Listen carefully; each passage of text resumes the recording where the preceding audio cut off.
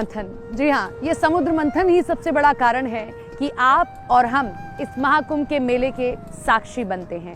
सनातन इतना बड़ा मेला देखता है। घर बैठे इन तस्वीरों को देखकर बड़े ललाहित हो रहे होंगे ना कि हम भी चलते हैं महाकुंभ, लेकिन मन में सवाल भी होंगे कि आखिर कैसे जाएं, क्या करें, कहाँ रहें, कैसे जाना है, कनेक्टिविटी क्या हो। तो घबराइए मत, हम आपके साथ हैं। हम आपको अब पूरी जानकारी देने वाले हैं, कहाँ रहना है, कहाँ जाना है, कहाँ से आना है, कहाँ से जाना है। तो चलिए और देरी नहीं करते, सब कुछ आपको बताते हैं।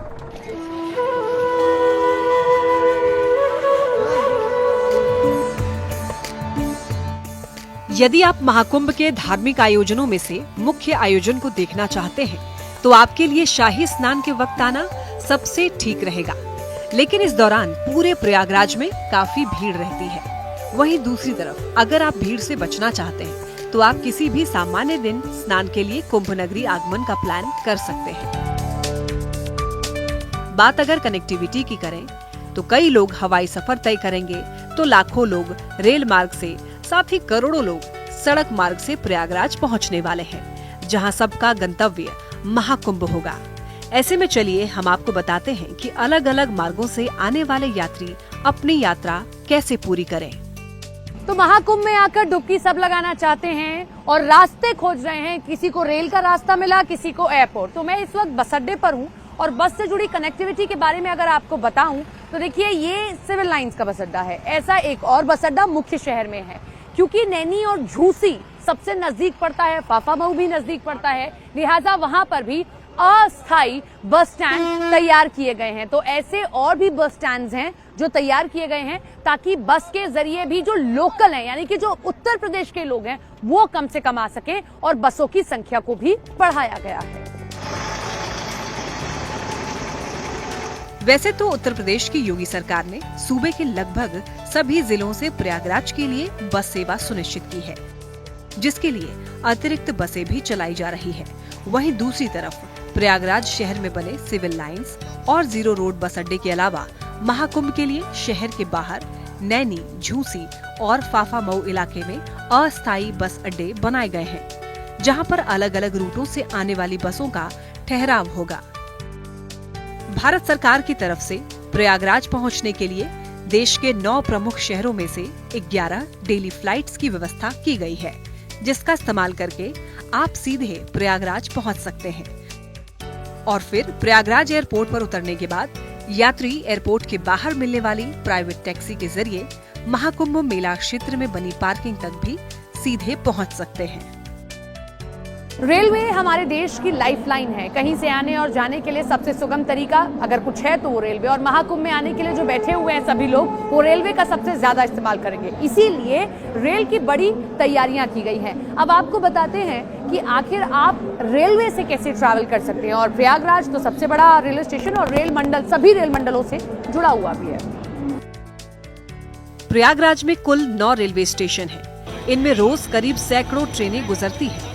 आप टिकट बुक कराते समय ट्रेनों की उपलब्धता के हिसाब से इनमें से किसी भी स्टेशन के लिए ट्रेन में टिकट बुक करवा सकते हैं। चलिए आपको समझाते हैं प्रयागराज के स्टेशन और संगम की दूरी। झूसी स्टेशन 4 किलोमीटर दूर, प्रयागराज संगम स्टेशन 6 किलोमीटर दूर, प्रयागराज रामबाग स्टेशन 8 किलोमीटर दूर, प्रयागराज जंक्शन 10 किलोमीटर दूर, Prayag junction 9 kilometre, Naini junction 12 kilometre, Prayagraj Chivki station 15 kilometre, Subedarganj station 15 kilometre, Phaphamau junction 24 kilometre. वैसे प्रयागराज देश के हर रेल मंडल से जुड़ा हुआ है। ऐसे में यहाँ पर आने जाने के लिए सभी महत्वपूर्ण ट्रेनों की उपलब्धता है। साथ ही ट्रेन से आने जाने वाले यात्री इस बात का जरूर ख्याल रखें कि कुंभ मेले के दौरान यात्रियों की सुरक्षा के लिए रेलवे स्टेशनों पर कुछ प्रतिबंध लगाए जाएंगे, जो कि प्रतिबंध शाही स्नान से एक दिन पहले से और 2 दिन बाद तक लागू रहेगा, जिसमें अलग अलग स्टेशनों से एंट्री और एग्जिट को लेकर ये प्रतिबंध रह सकता है। महाकुंभ में इस वक्त सबसे बड़ा सवाल यही है कि हम रहें कहाँ।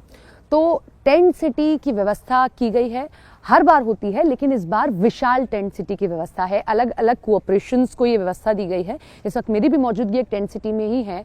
ऐसी ही टेंट सिटी तैयार की गई है अरेल घाट पर। उनके अलग अलग फेयर्स हैं, 2000 से लेकर 20,000 तक भी जाता है। और अलग अलग डिपार्टमेंट्स को, टूरिज्म डिपार्टमेंट हो गया या और डिपार्टमेंट्स हो गए, उनको ये जिम्मेदारी दी गई है। प्रयागराज में ठहरने के लिए पहले से मौजूद होटल की अगर बात करें तो यहाँ पर लगभग 150 से ज्यादा होटल मौजूद हैं, जिसमें आपको सस्ते होटल से लेकर हाई बजट वाले लग्जरी होटल भी मिल जाएंगे, जिनका किराया 1,000 से लेकर 20,000 प्रतिदिन तक है। साथ ही श्रद्धा के इस पावन महाकुंभ में यात्रियों की तादाद ज्यादा होने की वजह से कीमतों में इजाफा भी स्वाभाविक है।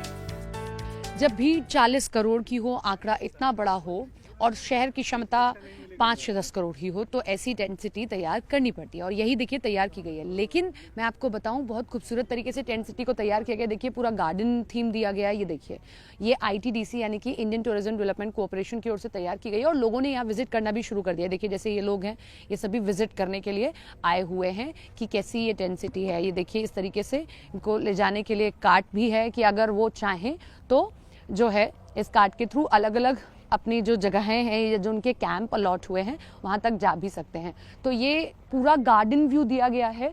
आप देख सकते हैं जैसे फ्लैट्स के नंबर होते हैं, सबको नंबरिंग कर दिया गया है। और इनका फेयर 20,000 तक जाता है, 20 to 25,000। स्टार्टिंग इनकी होती है 14,000 से 25,000 तक जाता है। अब मैं आपको एक कैंप के अंदर भी लेकर चलती हूँ। जैसे मान लीजिए ये कैंप मैंने अलॉट कराया है, मैंने इसका पेमेंट किया है, तो 201 मुझे ये कैंप नंबर मिला। ये सिटिंग अरेंजमेंट दे दिया गया है, गार्डन व्यू दिया गया है। उसके बाद अंदर चलकर आप देख सकते हैं ये ओपन नहीं होगा, ये ओपन हो पाएगा? कोई बात नहीं।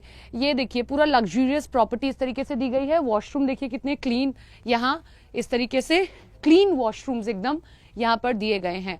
पूरा ध्यान रखा गया है कि आप अगर यहाँ पर जो अपना मनी दे रहे हैं वो वर्थ हो। ये देखिए पूरा क्लीन वॉशरूम। 14,000। अच्छा, जिस कैंप में इस वक्त मैं मौजूद है, जैसे आपको एक होटल में पूरी व्यवस्था मिलती है, कुछ वैसी व्यवस्था यहाँ पर दी गई है। पूरी व्यवस्था मुझे वैसी नजर आ रही है। जरा आप बाहर आए, यहाँ पर आकर हम देखते हैं। आप आके जरा बात करें, कितना फेयर रखा है आपने? 14,000 प्लस टैक्सेस। 14,000 plus taxes. जो वैसे लोग हैं उनके लिए ज्यादा होगा, लेकिन क्या आपने पूरा बुक हो गया ये सब कुछ? नहीं, पूरा बुक अभी नहीं हुआ है, ऑलमोस्ट बुक हो चुका है हमारा। ऑलमोस्ट बुक हो चुका है। शाही स्नान पर भी 14,000 ही है? नहीं, शाही स्नान पे 20,000 है। 20,000 है। तो जिस कैंप में मैं इस वक्त गई थी ये 14,000 है। इससे भी ज्यादा जाता है कॉस्ट यहाँ पर? तो इससे भी अच्छे कैंप है? यस मैम, 30,000 का है हमारा मैक्सिमम जो है। अच्छा, उसमें क्या क्या और आप दे रहे हैं? थोड़ा लग्जरियस ज्यादा है, उसका व्यू ज्यादा अच्छा है। वो जो पीछे रिवर व्यू है वो। अच्छा, तो इंडियन टूरिज्म डेवलपमेंट कॉर्पोरेशन की ओर से तैयार किया गया है। ITDC की ओर से तैयार किया गया। कितना दिन लगा इसको तैयार करने में? मैडम लगभग 2 महीने के आसपास। 2 महीने के आसपास। लोग रुचि दिखा रहे हैं। देखिए मैं अभी देख रही हूँ मैडम, बहुत रुचि दिखा रहे हैं मैडम। अच्छी बात है। All the best to you also. इतना बड़ा एक मेला लगने जा रहा है जिसके लिए ऐसी टेंट सिटी बनना स्वाभाविक है, लेकिन इस टेंट सिटी को देखकर आप कह सकते हैं कि यहाँ रहने का हर किसी का मन करेगा। 20,000 तक, 30,000 तक भी फेयर शाही स्नान पर जाता है।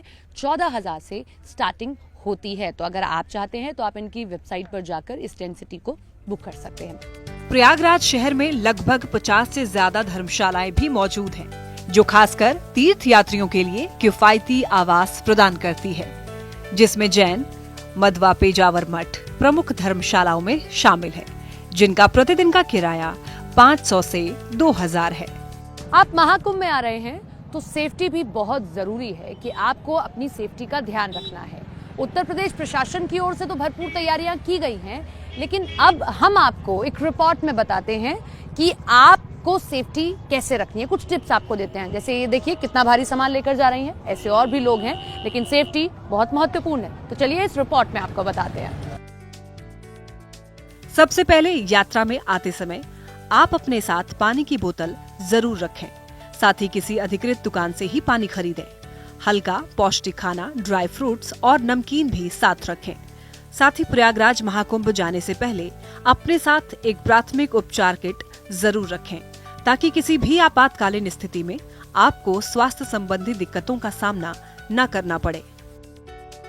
अब बात करते हैं सुरक्षा की। अगर महाकुंभ के दौरान आपका कोई अपना या फिर आपका कोई सामान खो जाए तो इसके लिए मेला प्रशासन ने 3 व्यवस्थाएं की है। पहले डिजिटल खोया पाया केंद्र, सहायता के लिए 1920 हेल्पलाइन नंबर, तीसरा AI कैमरे जिनकी मदद से क्राउड मैनेजमेंट होगा, साथ ही ये कैमरे चेहरे भी पहचान सकेंगे। अब बताते हैं मुसीबत के समय में आप क्या करें। पहला, किसी भी मुसीबत में आप हेल्पलाइन नंबर 1920 पर कॉल कर सकते हैं। दूसरा, किसी भी मुसीबत में पुलिसकर्मी या फिर वॉलंटियर से संपर्क कर सकते हैं। तीसरा, अगर कोई आपका अपना खो गया हो या फिर आपका कुछ सामान खो गया हो तो आप खोया पाया केंद्र से उसके लिए अनाउंसमेंट करवा सकते हैं। महाकुंभ में स्नान करने आप आ रहे हैं, क्षेत्रफल बहुत बड़ा है, बहुत आपको घूमना पड़ेगा, ठंड भी बहुत ज्यादा है, तो आपको अपनी हेल्थ का खास ख्याल रखना है। यूँ तो उत्तर प्रदेश प्रशासन की ओर से पूरी तैयारियां की गई हैं, लेकिन अब जो हम आपको रिपोर्ट दिखाने जा रहे हैं इसमें आपको बताते हैं कि क्या टिप्स आप अपना सकते हैं कि ताकि आप अपनी हेल्थ का खास ख्याल रखें। सबसे पहले तो आप अपने साथ पीने का स्वच्छ पानी रखें और किसी सरकारी अधिकृत स्टॉल से ही पानी खरीदें।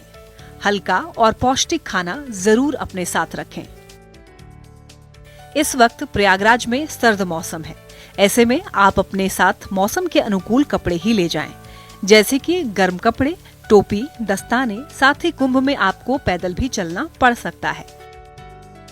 इसके लिए आपको अच्छे और टिकाऊ जूते जरूर रखने चाहिए। हेल्थ से जुड़ी किसी तरह की समस्या होने की स्थिति में बचाव के लिए मेडिकल हेल्थ कैंप से संपर्क जरूर करें। साथ ही अपने साथ फर्स्ट एड बॉक्स भी जरूर कैरी करें। तो महाकुंभ आप आएंगे तो आप प्रयागराज भी आ ही रहे हैं, तो आपको करना क्या है, आप सिर्फ महाकुंभ के मेला क्षेत्र तक ना घूमें। प्रयागराज अपने आप में प्रदेश का बहुत बड़ा पर्यटन वाला शहर है, तो हम आपको अगली रिपोर्ट में बताने जा रहे हैं कि आप और कहाँ जा सकते हैं। यहाँ के अलावा, यहाँ तो घूम ही रहे हैं, लेकिन प्रयागराज शहर में कहाँ जा सकते हैं। यात्रा के दौरान आप संगम से मात्र 10 किलोमीटर की दूरी के अंदर के 12 तीर्थ स्थलों पर जा सकते हैं, जैसे लेटे हुए हनुमान जी, लोकेशन गंगा घाट, संगम मार्ग, वेणी माधव मंदिर, निराला मार्ग, दारागंज, भारद्वाज आश्रम, कर्नलगंज, नागवासुकी, दारागंज, मनकामेश्वर मंदिर, फोर्ट रोड, अक्षय वट वृक्ष, संगम मार्ग, अकबर किला, आलोपी माता मंदिर, आलोपी मार्ग, सरस्वती कूप, संगम मार्ग, अकबर किला, सोमेश्वर महादेव, मित्रनगर, झलवा, आनंद भवन, टैगोर टाउन, अकबर का किला, संगम तट, आजाद पार्क, जॉर्ज टाउन। मेला क्षेत्र में जब आप हैं तो आपको खाने के लिए यहाँ कमी कतई नहीं होने वाली है, क्योंकि यहाँ इतने भंडारे चलते हैं। जैसा मैंने पहले भी कहा कि चमत्कार तो इस कुंभ का यही है कि भूखा कोई रहता नहीं है। लेकिन आपको क्या पता है कि प्रयागराज के लोग वैसे भी बहुत खाने के शौकीन हैं। यहाँ बहुत सारे अलग अलग व्यंजन मिलते हैं, खास तौर पर मीठा। तो चलिए अब आपको वो व्यंजन भी बता देते हैं कि अगर यहाँ आए, मेला क्षेत्र से निकले, तो शहर में क्या खाने के लिए होगा। इन दुकानों के नाम निम्न हैं, जैसे Jaiswal dosa, medical Chauraha, Chaurasia samosa, Naini, masala churmura, Civil Lines, Kamdhenu sweets, Civil Lines, coffee house, Civil Lines, Pandit ji chaat, Colonelganj. माँ गंगा की ये अविरल धारा, कहते हैं कि कई जन्मों के आपके जब पुण्य फलते हैं तब आपको ये मौका मिलता है कि आप इस अविरल धारा के किनारे आएं, आचमन करें और स्नान करें। आइए आप भी, प्रयागराज आपके आगमन के लिए तैयार है। हमने आपको कुछ टिप्स दिए, उम्मीद करते हैं कि आपको बहुत इससे हेल्प मिलेगी, आपको बहुत मदद मिलेगी और आसानी से आप मेला क्षेत्र भी घूम सकेंगे और प्रयागराज में भी आगे बढ़ सकते हैं।